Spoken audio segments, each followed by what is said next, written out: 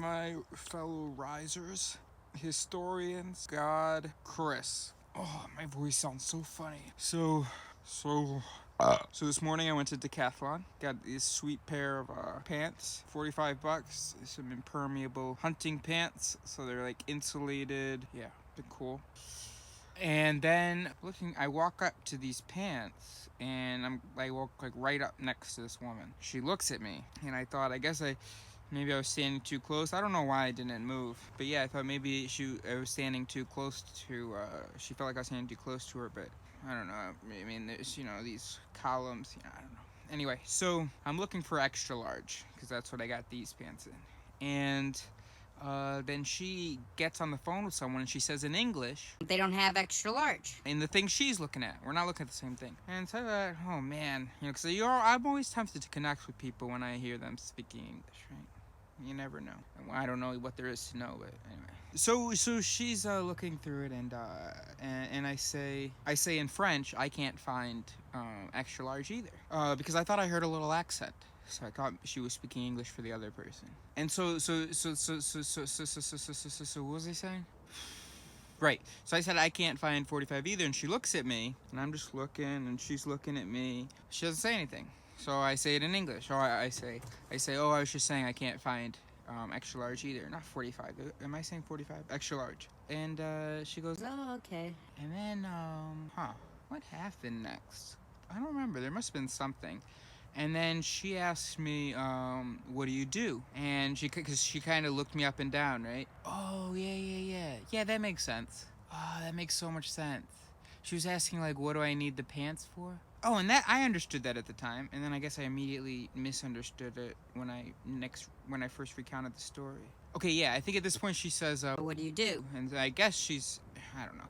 Maybe she's asking to know, maybe she's gonna give me some advice, which is what I'm thinking now. Or what I thought was she was just curious about all the mud on me. And so I said, oh, I live in the woods.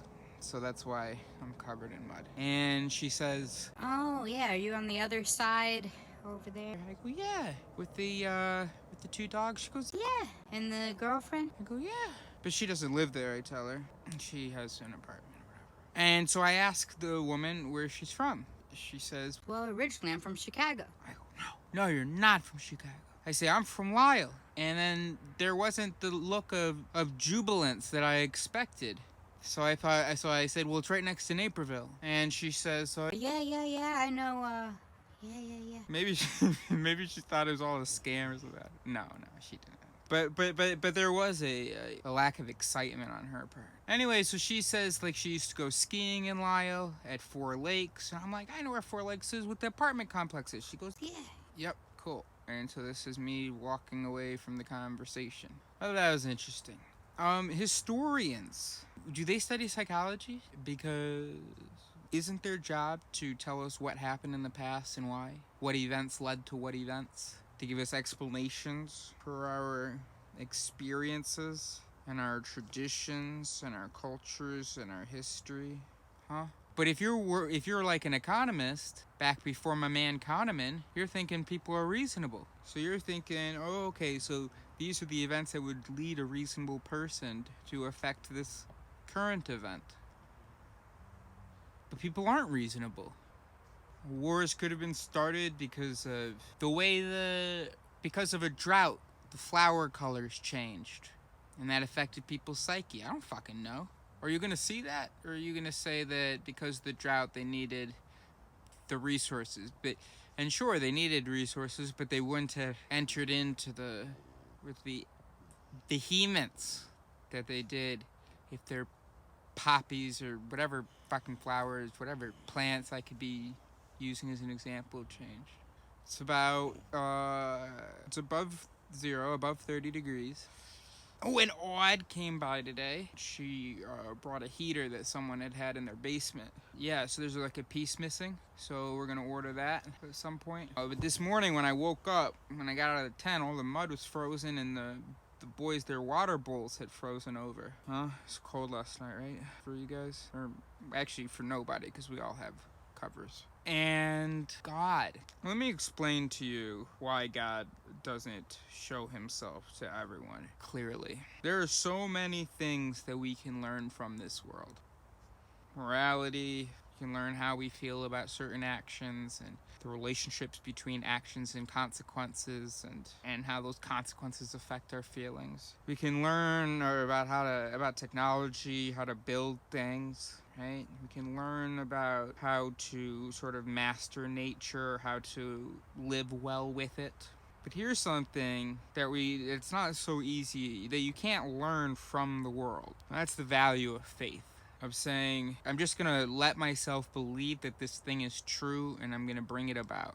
Not in any psychic way, but just, I'm gonna believe that it's possible that I can get out of this bad situation, that things are gonna be okay, that it's worth working on it and figuring it out, and that if I do this, things are gonna work out. Blah, blah. Are you trembling? Oh. Faith is key. Faith in the future. And it's not something that we can learn from this world. There's no test. Oh, look, faith.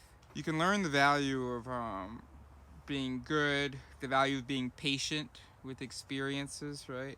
If you don't have faith, if you never have faith, yeah, whatever. So faith is key. So God made one thing about the world, something that you would have to have faith to understand. One mystery. In order to help us practice the virtue of having faith in the unknowable future, all the uncertainties in life. In order to teach us to have faith, he had to put the need for faith in the world. And so he sacrificed glory so that there would be something that, in order to understand, we had to just have faith. We had to ask fewer questions, worry less, stress less over the details, and just move forward in our commitment, in our understanding. So he made himself unknowable. He hid, and he's staying hidden. And I'm sure he reveals himself to people who have learned true faith, and I'm still working on that. Having faith that, if I take this risk, it can work out, rather than being stuck, afraid to act because I don't know. To progress without knowing, to grow without knowing, right? There's gold in the back of that room, but the lights don't work. Yeah, fucking deep. Alright, it was cool hanging out with you guys. Ooh. Oh, you're cold, huh? That's not good. You're half Alaskan Malamute, dude. You're not supposed to be cold. Don't worry, we're getting this heater. Why don't you go sleep with Neo? Alright, good night.